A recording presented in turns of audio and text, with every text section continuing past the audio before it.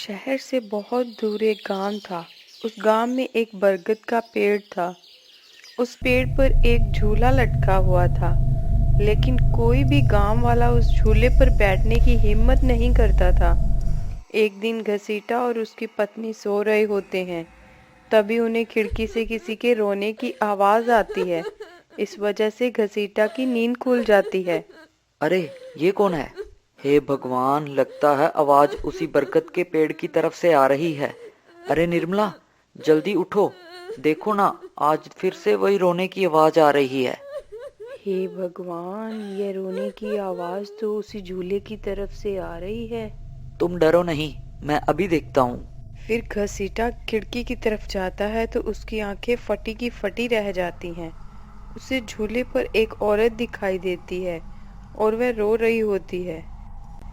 अरे निर्मला, जल्दी यहाँ आओ। देखो, झूले पर कोई बैठा है। फिर निर्मला भी खिड़की की ओर जाती है और उस औरत को देखने लगती है। अजी, ये वही चुड़ैल तो नहीं जिसने इस झूले पर अपना कब्जा कर रखा है?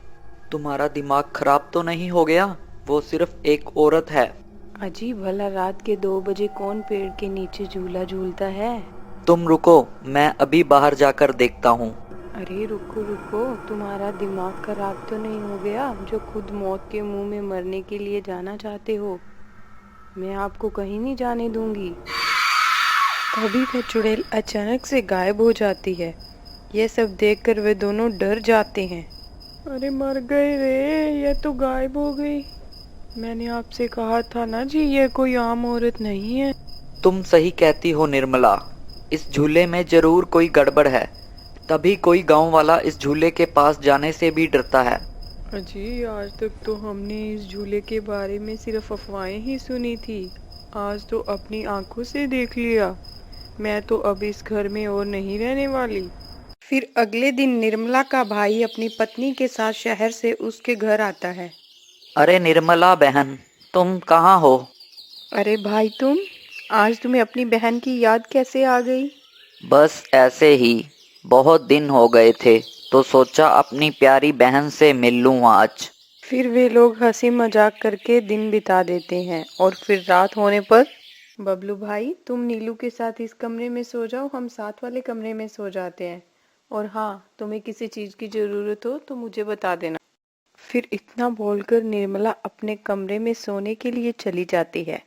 फिर कुछ देर के बाद नीलू की नजर खिड़की के बाहर उस झूले पर पड़ती है। अजी इधर आइए, वो देखिए, वो पेड़ के नीचे एक झूला लगा हुआ है। हमारे शहर में तो ऐसा कहीं देखने को नहीं मिलता। चलिए ना, मेरा बहुत मन है झूला झूलने का। चलिए ना। अरे रुको रुको, अभी तो रात हो गई है। सुबह होते ही झूल लेना। अभी सो जाओ।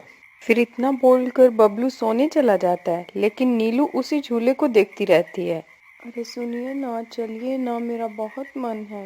लेकिन बबलू नीलू की बात को अनसुना कर देता है और सो जाता है। फिर नीलू सोचती है, अरे ये झूला तो एकदम घर के पीछे ही है। मैं खुद ही चली जाती हूँ। फिर इतना सोचकर नीलू घर से अकेले ही निकल पड़ती है और सीधा उस झूले के पास पहुंच जाती है।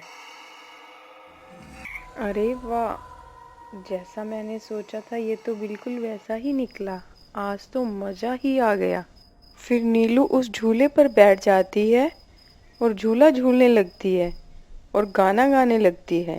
पंछी बनूं उड़ती फिरूं मस्त गगन में, आज मैं आजाद हूँ दुनिया के चमन में। अरे वाह।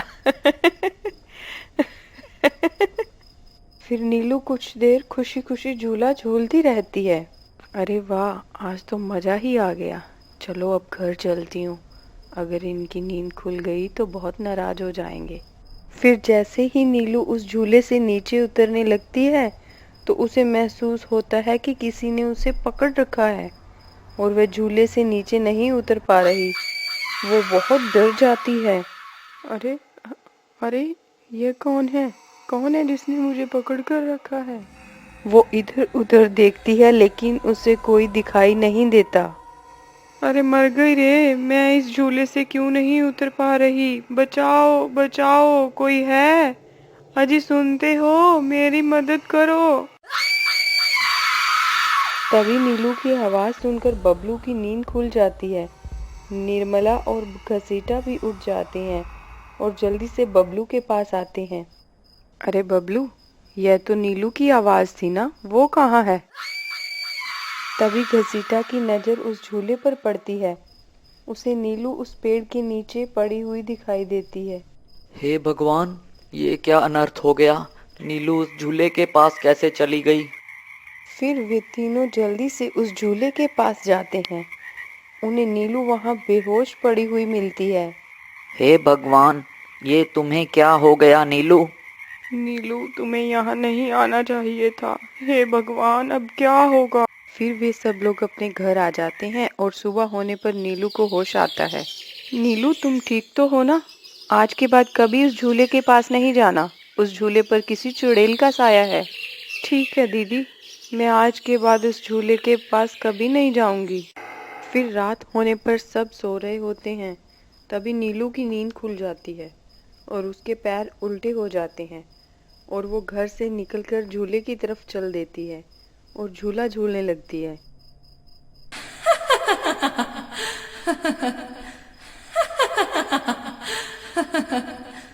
उसकी हंसी सुनकर उन सब की नींद खुल जाती है।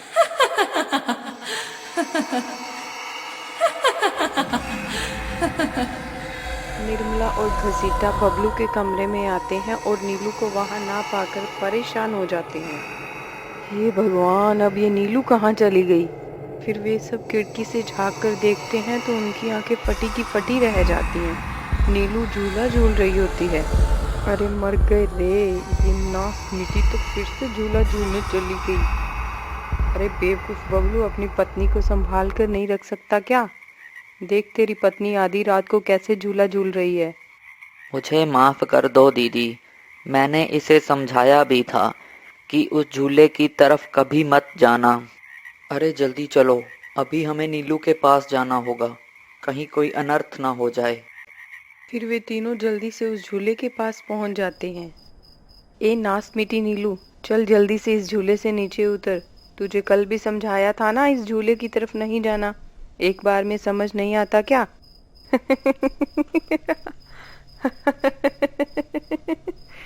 जरा इसके पैरों की तरफ तो देखो। अरे मर गए रे, ये तो चुड़ैल बन गई है। अरे मर गए रे, मेरी बीवी तो चुड़ैल बन गई है। अब क्या होगा। भागो रे भागो, सब अपनी जान बचाकर भागो। अरे मैं तो जीते जी विधवा बन गया, मेरी बीवी तो चुड़ैल बन गई है। फिर वे तीनों वहां से भाग जाते हैं और रास्ते में उन्हें कुछ गांव वाले मिलते हैं। अरे घसीटा भाई, क्या हुआ, इतनी रात गए कहाँ भागे जा रहे हो। अरे भाई, इसकी पत्नी नीलू शहर से आई थी और रात को वो बरगद के पेड़ के नीचे बंधे झूले पर झूला झूलने चली गई। अब उस चुड़ैल ने उसके शरीर पर कब्जा कर लिया है। हे भगवान, ये क्या अनर्थ हो गया। चलो हम सब मिलकर अभी वहाँ चलते हैं। फिर वे सब गांव वाले मिलकर वहां पहुंच जाते हैं। नीलू अभी भी झूला झूल रही होती है। ए चुड़ैल, बस बहुत हो गया। तूने हम सब गांव वालों को बहुत परेशान किया है। तेरी वजह से कोई भी रात को इस रास्ते से गुजरने की हिम्मत नहीं करता था। लेकिन बस आज तेरा खेल खत्म करके ही रहेंगे। चलो भाइयों, आज इस चुड़ैल को जिंदा नहीं छोड़ना, बता रहे हैं। भाइयों, हमें इस झूले को इस पेड़ से काटकर अलग करना होगा। फिर कुछ गांव वाले खंजर से झूले की रस्सी को काट देते हैं। झूला टूटते ही नीलू नीचे गिर जाती है और चुड़ैल गुस्से से नीलू के शरीर से बाहर निकल जाती है। हे गांव वालों, ये तुमने सही नहीं किया, अब तुम सब मरोगे। भाई, जल्दी से इस झूले में आग लगा दो, हो सकता है इस झूले के जलने से ये चुड़ैल भी मर जाए। तभी एक गांव वाला उस झूले को आग के हवाले कर देता है। उस झूले में आग लगते ही वह चुड़ैल भी तड़पने लगती है और कुछ ही देर में वो भी जलने लगती है।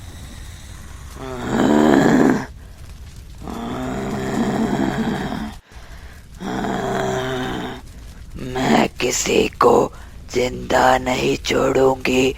अरे अरे, मर गई रे, मर गई रे। गाँव वालों, मैं जिंदा नहीं छोड़ूंगी तुम्हें। मैं वापस आऊंगी। फिर देखते ही देखते चुड़ैल जलकर राख हो जाती है और गांव वालों को उस भूतिया झूले से छुटकारा मिल जाता है।